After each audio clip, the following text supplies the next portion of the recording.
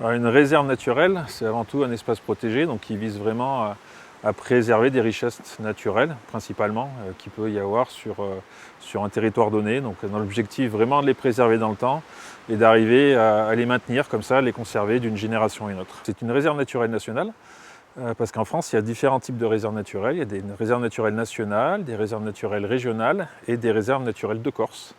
Voilà, c'est à peu près 360 réserves naturelles sur le territoire. Et nous, donc, on est une réserve naturelle nationale, celle des hauts plateaux du Vercors. Et c'est en fait la plus grande réserve naturelle de France, si on précise métropolitaine et terrestre. Et j'ai tendance à dire que c'est aussi la plus belle, mais ça, je suis peut-être pas forcément objectif. C'est une vraie bonne question et c'est une question qu'on a vraiment actuellement au sein de la réserve naturelle parce qu'on est en train de revoir son plan de gestion et on doit redonner un peu les grandes orientations, les grands enjeux, les grands objectifs de cette réserve déjà pour les 10 prochaines années, mais on va taper sur des pas de train un peu plus longs. Et ces questions-là sont complètement abordées ici. Donc la particularité d'Haut Plateau du Vercors, de par sa taille, fait que c'est certainement une réserve qui peut accueillir du monde, comparé à d'autres réserves naturelles beaucoup plus petites. Et même pour l'avis de beaucoup de partenaires qui font partie des instances de la réserve, notamment un comité consultatif qui représente un peu toutes les activités, tous les usages, toutes les collectivités, il y a une réelle envie de faire que cette réserve naturelle serve de sensibilisation, voilà, que ce soit un véritable outil, parce qu'ici on peut accueillir du monde et on peut faire passer des messages et on peut faire prendre conscience aux gens qui viennent dans ces espaces naturels qu'il faut qu'ils soient vigilants à leurs faits et gestes, tout simplement parce que certains de leurs actes peuvent être complètement irréversibles pour des milieux, des espèces. Pour moi, ce qui est le plus important, c'est que actuellement la réserve naturelle a une capacité d'accueil qui est importante, mais si les gens restent sur les sentiers balisés, sur les axes principaux, j'ai envie de dire, il n'y a presque aucun problème. Depuis 2 ans, on reprend un peu tout à zéro. On a envie d'être plus performant là-dessus parce qu'on se rend compte que sur le plateau, il y a encore beaucoup trop d'infractions. On constate encore des feux dans les bivouacs, des gens qui viennent avec des chiens, voilà, toutes sortes de réglementations, de règles qui ne sont pas du tout respectées sur le plateau. Donc on se dit qu'il y a peut-être des personnes qui sont mal informées. Si elles sont mal informées, c'est qu'on n'est pas bon dans la communication. Donc on y travaille. Donc on met là on est actuellement en train de retravailler sur toutes les portes d'entrée principales de la réserve pour mettre une signalétique qui fera prendre conscience aux gens qui vont dans un espace particulier. Voilà, objectif d'attirer l'œil, de venir faire lire quelques informations, venir comprendre qu'ils vont dans une réserve naturelle et qu'il faut qu'ils soient respectueux là-bas. On communique un peu mieux sur les réseaux et puis on fait des actions de sensibilisation spécifiques au sein de l'équipe de la réserve. Scolaire, grand public, soirées, conférences. Là, on est en train de travailler pour cet été, faire venir une compagnie théâtrale pour aussi appréhender la relation justement homme-nature sur un autre angle.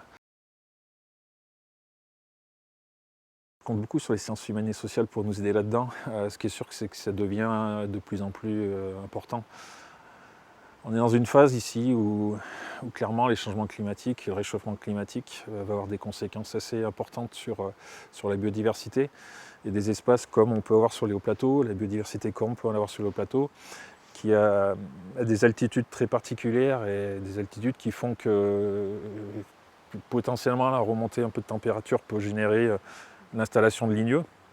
Donc voilà, des espèces qui vont se retrouver en difficulté parce qu'elles sont plutôt dans le milieu ouvert. Donc ça va générer un changement de biodiversité. Les montants de température, pareil, favorisent des espèces qui sont plutôt typées méridionales et des espèces qui sont plutôt de haute montagne qui vont peut-être disparaître. Donc tout ça fait que sur le plateau, le contexte va complètement changer. Mais je parle des hauts plateaux, mais on pourrait citer comme ça le massif du Vercors, qui est dans un secteur qui est particulièrement on va dire qu'il se situe au carrefour d'influences climatiques variées, et ces changements climatiques là sont complètement en train de venir impacter les influences classiques. Et on risque de se retrouver à des grands changements. Et si on ne prend pas conscience de l'intérêt qu'a la biodiversité, de l'intérêt qu'ont les écosystèmes, et qu'il faut que ces écosystèmes naturels soient fonctionnels, parce qu'ils rendent des services à la biodiversité, mais aussi à l'humain, on risque de louper une coche assez importante et de se retrouver certainement en difficulté sur les territoires. Il faut toujours arriver à se questionner sur sa capacité de charge. Donc voilà, combien de visiteurs il est susceptible de pouvoir accueillir.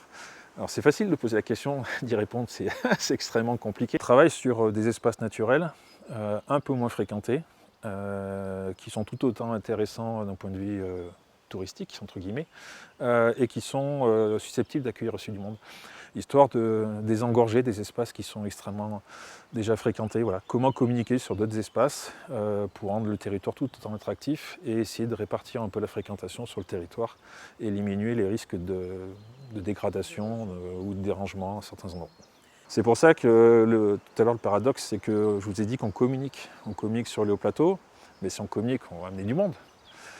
Oui, mais si la communication nous permet d'avoir des gens qui sont plus respectueux que ce qu'il était avant, on y gagne.